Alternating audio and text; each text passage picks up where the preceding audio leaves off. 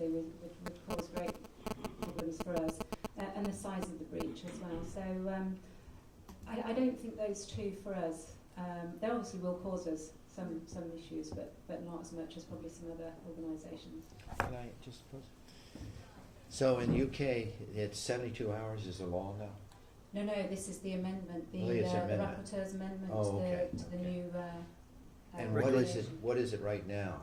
There is no requirement. No requirement. No, So they could not even respond and tell the breach to the customer right now in UK. We don't have to. No. Okay. The requirement at the moment with Goes to the regulator, though. Yeah, Goes no, to the even regulator. Okay. The requirement to the regulator is if it's a serious breach, Yeah. but there is no requirement. But then there's no guidelines around what an actual serious, definition of what a serious breach is. I'm sorry, Lindsay. No.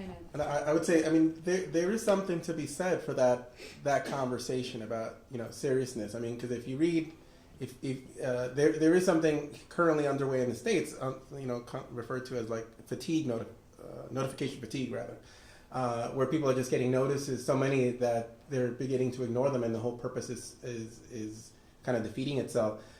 If you just took what's proposed, or they're moving away from that company to a company that's not sending them the notices.